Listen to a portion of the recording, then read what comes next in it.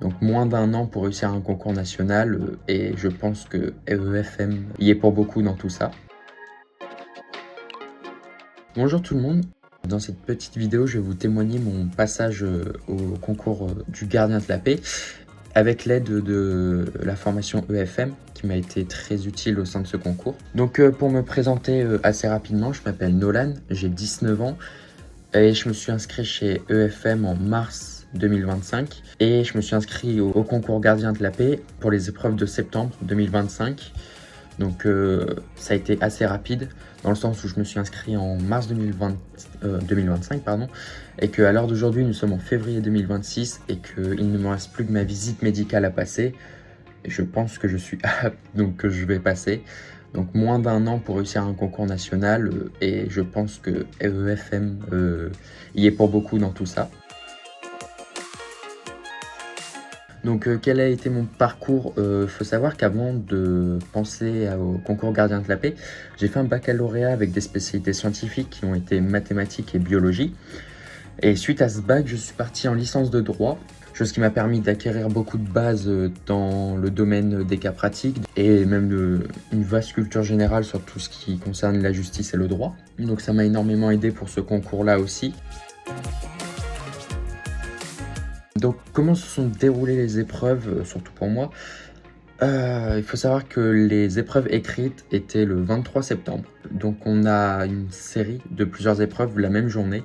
On a tout d'abord des tests psychotechniques. Ce sont une série en fait de questions où il faut répondre un petit peu au tac au tac. Donc ça va travailler notre rapidité et notre lucidité à essayer de trouver la réponse rapidement. Ensuite on a des QCM. On a un QCM en langue étrangère. Ça c'est... Faut maîtriser soit l'anglais, soit l'espagnol principalement. Et on a des QCM sur la culture générale.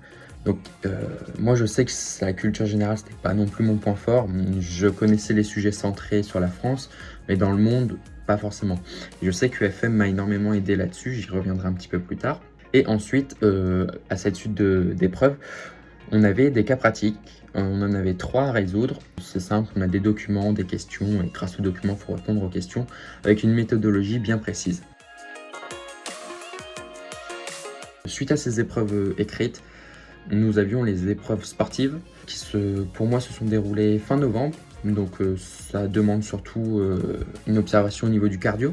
Si on est capable de courir assez longtemps et rapidement un petit laps de temps. Et suite à ça, nous avions les oraux qui pour moi se sont déroulés en décembre. Et donc ils nous demandent de présenter notre parcours et nous posent plusieurs séries de questions, voir si on est apte à répondre à la plupart. Donc EFM là-dedans, faut savoir que pour moi ça a eu énormément d'importance parce que à part mon année de droit, je n'étais pas forcément préparé à ce concours. Et donc EFM m'a permis de travailler mes tests psychotechniques énormément dans le sens où ils ont des séries de tests en fait déjà préparés et dans le sens où ça peut nous évaluer.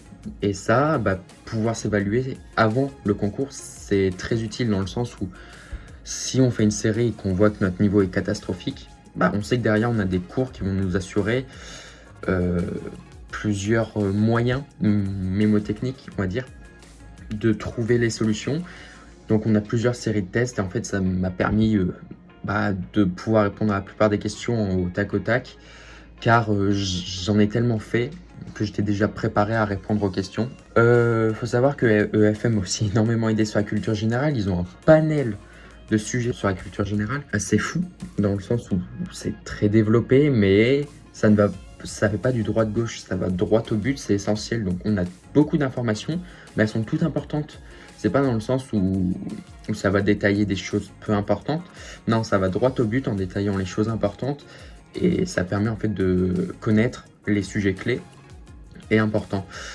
EFM propose forcément aussi de l'aide sur les cas pratiques dans la méthodologie, la façon d'apprendre le document, de bien le lire, de bien se relire, c'est parce que c'est très important de se relire dans les cas pratiques, dans tout ce qui est développement, etc. Donc EFM a vraiment eu une importance clé pour moi sur les sujets écrits. Ça a aussi eu une importance clé sur les oraux, parce qu'il y a une méthodologie, même à l'oral. Et EFM, ça l'explique très bien, la façon de parler, la tonalité, gérer pour certains, peut-être le trac ou le stress parce qu'à l'oral, c'est pas forcément facile pour tout le monde. Et ça, EFM propose vraiment des cours, exceptionnels. Donc moi, je sais que personnellement, je ne regrette pas du tout de m'y être inscrit. Même, je le conseillerais de s'y inscrire tellement que c'est utile et que ça m'a permis, moi, personnellement, de réussir ce concours. Je pense que sans EFM, je n'aurais peut-être pas si bien réussi le concours. Que suite à ce concours, au niveau de mes projets, moi, j'aimerais intégrer, la brigade criminelle, donc à très long terme, ce sont des concours internes, mais j'aimerais d'abord me spécialiser dans des unités où il y a de la rédaction et être sur le terrain.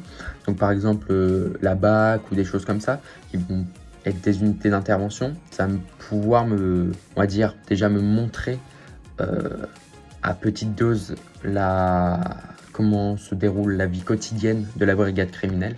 Donc voilà, mon objectif, moi, c'est la brigade criminelle. J'espère l'atteindre.